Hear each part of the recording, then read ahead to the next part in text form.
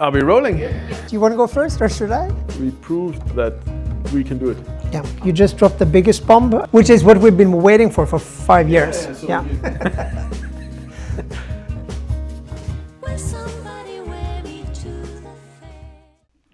Okay, so here we're at, Anders. 2026 has started. It has.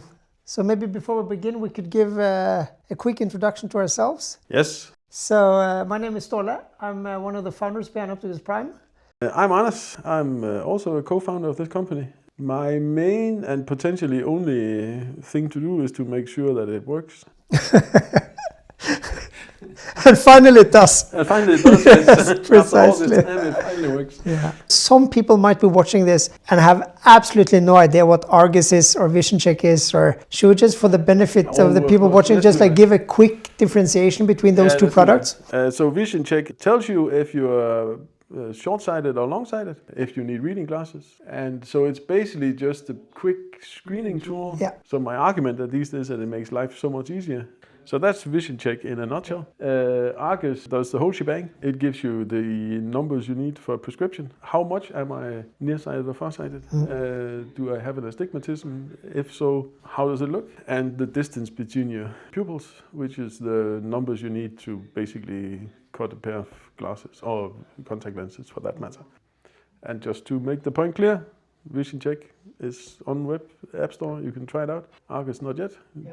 Like our aim for this conversation is obviously to try to kind of reflect a bit. So I think it would be good now just to reflect a bit back on last year and see like where were we January 1 year ago and where are we at now.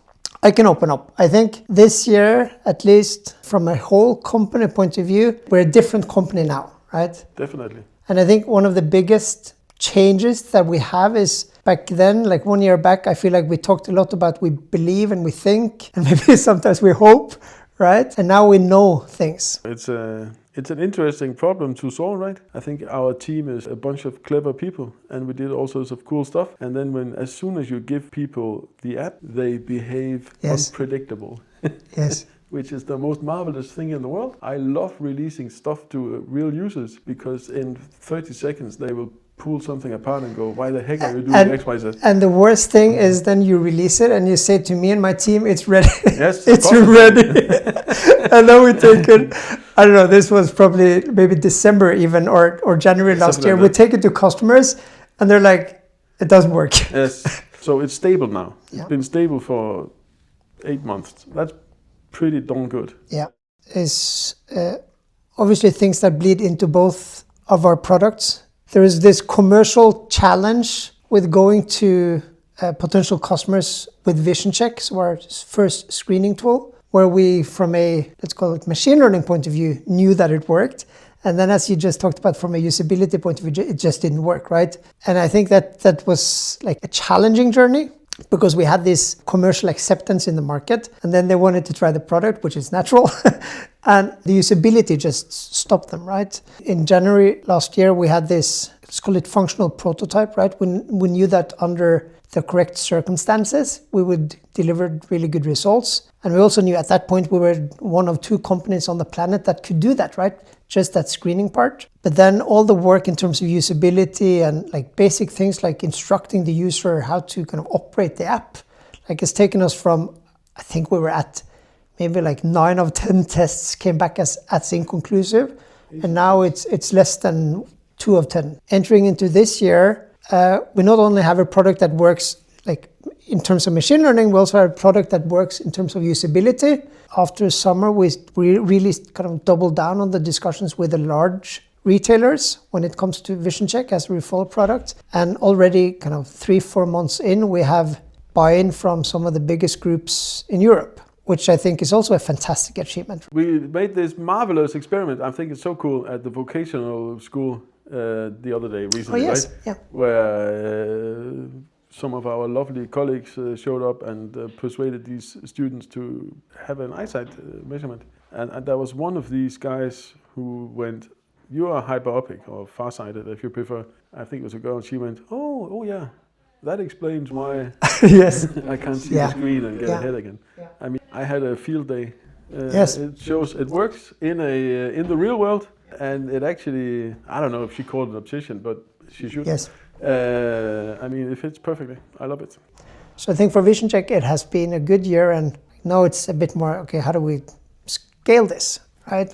And find more of those customers. It's also been a really challenging year, I think. Definitely. I needed like that few weeks of Christmas. It came at a good time. And I think at least from my side of the table, one of the biggest challenges has been data. For Vision Check, it wasn't such of a bottleneck, right? But for our upcoming product Argus, which we obviously will talk more about, it's been a journey, so to speak. Milestones that are significant. So, I mean, we proved recently, end of 25, we proved that we can do it. Which is what we've been waiting for 5 years. Yeah. So when we started 25, we could prove that the models converge given enough data. But we couldn't really prove that it would converge a sensible place. But we can now prove that it actually does converge in a sensible place. And as far as I'm aware, that's the only example on the planet in the history of the human race that this has been proven. Now we can also prove it's just a scaling issue now. Yes, precisely. Because when we can prove it for a specific subset of the population, it's just scaling data points to do the rest. And you just dropped the biggest bomb, I think, in this company's history. Now we've proven we can do a refraction test on you by taking a picture with a phone. Like, that's massive, right? Yeah. But I think also in terms of the commercial potential, like on Argus, right? Because we also went into 2025 with the strong hunches, let's say that, right? About who would be paying for this and would they be willing to pay. And I think when we've met with stakeholders around the company, investors, whatever, like nobody has really questioned the market potential because it's obvious, right? But still, for us as a company, even though like it's externally, people say, when this works, which it does now, like there's no limits. But I think for us, when we still need to talk to these customers, right? So I think there's been like massive progress in this. Like, okay, we believe, we think, we might, and now we know, we have the facts. The fact that we've spent this year now actually validating, okay, what's the alternative cost? So what problem would Argus solve for this specific customer? And how much do they pay to solve that today, right? And how much would they be willing to pay for Argus, both across kind of the retail or, predominantly the online retail space. So obviously, in an online checkout, if you could do an eye test when you don't have your prescription, you can complete that checkout, right? And we do have price points for that now. And also for high volume screening in the field, whether that's Sub-Saharan Africa or Southeast Asia, wherever there's a lack of access, we also have specific price points, people confirming like this is the willingness to pay, and contracts. And we know that we can do like 10x more for the same dollar that they do today with existing solutions, which is one of the key reasons why we started this company as well, right? There's been a lot of things happening with our team as well. At least on my side, like it's all about access, right? All of a sudden we've really strengthened, the domain expertise and the knowledge. We have a very strong group of people now, like representing our company, both around the company, but also internally. So I think for me, 2025 has been going from like this lone wolf type of, operator to having a really strong group of people, way smarter, way better skilled actually to do this than I am around me. And I think that goes for kind of our whole company, right? So I think we have a marvelous tech team. I mean, it's a weird, eclectic collection of talents from around primarily Europe, though. We have managed, and we are not just us, but it's also the rest of the team. We have somehow managed to build a team that really owns this. Yes. Even part-timers, right? Even part-timers. Even, people showing up for 1 day a year, like, yeah. I agree. It's, I wish I knew how to put this into an equation so I can reproduce it. But I think it's very much down to the people that we somehow gathered up as well. And also the culture that everybody has created, right? Because you and I, we can't force anything upon anyone, to be honest. accept we rules, have, which is none of us really are fond of rules. No, not really. We have very clever guys doing all the back-end stuff and the machine learning stuff. We have sometimes heated debates. That's the best thing we can have. We have a front-end developer that does really weird and fantastic stuff. We have a new edition on solving the synthetic data problem. I mean, it's fantastic working with them. But I did also mention it earlier, but like, it has been a very challenging year, right? And challenging not in the fact that, there's been any kind of real emergencies, but challenging in the fact that like we've failed a lot. Yes. Like we've tried, we failed. And regardless of that, like there's been, I feel, yes, heated discussions, obviously, which is fantastic, but there's been like really good momentum, and everybody has and are still very open in sharing their challenges, and like we have always shared everything openly as well. So yeah, we have a good thing going. Even I think our team is probably double size now than it was going into last year. Yeah. So I think I have a personal discovery I made, because I kind of had this notion that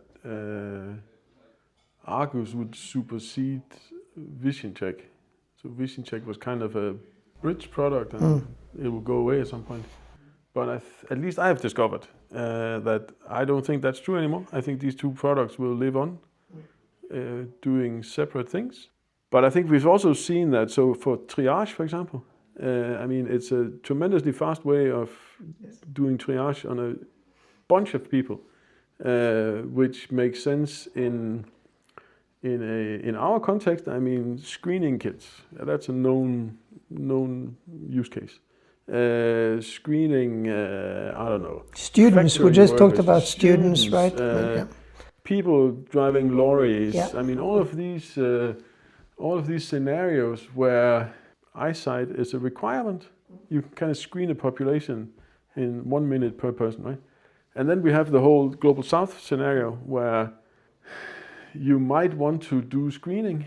You might want to do Argus the whole way and do everything in one group. Yeah, but you also want to do screening, right? Because there's like this big resource constraint, which means, if you can triage and say, okay, let's spend time on these 100 because they really need it. Exactly. Instead of like spending time on 1,000.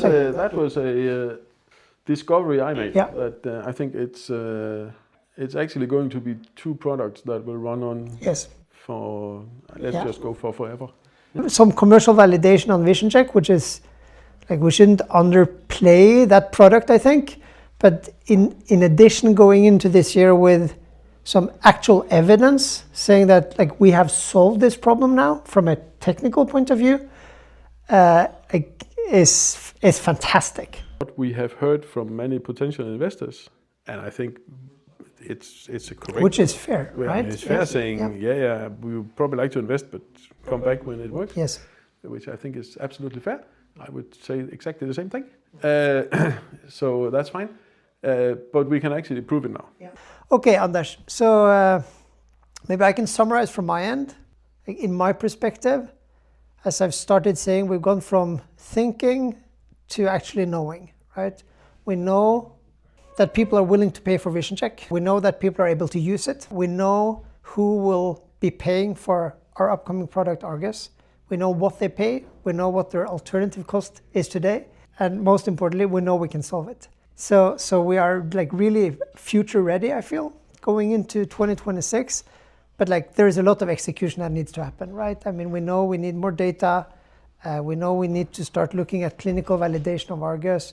So like we have a lot of work ahead of us, but with, I think, a bit higher degree of confidence maybe than we had going into last year. 2.5 things for 25 and the half thing bleeds into 26.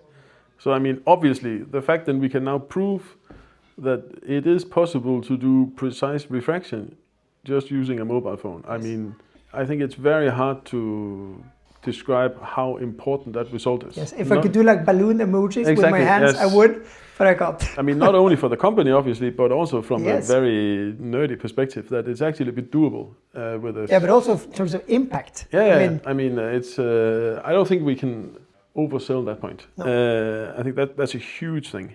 So anything else is just minor details. But I mean, so actually solving the user interface ranks very close to this one, because again, We can build the most marvelous maths and models. If we can't get the average Joe to use the machinery, then we are going nowhere. So I think these two things are without doubt the most important things we solved in 25. I think that the half thing is the whole work on synthetic data. My closing note, we also have some interesting strategic discussions to have, right? Yes. I think over the last year, we went into 3 sales meetings, and all 3, out of all our meetings, 3 of them has been let's talk to our M&A. So there's also this, how do we actually position our company for growth, right? I mean, we know what we have, we also know what we don't have, and how do we get that access? Is it by grinding as we do now, or is it by actually forming some more strategic partnerships? But let's see. That's an open question. Yeah. So it's going to be an exciting 2026, I think. I think that's a wrap, right?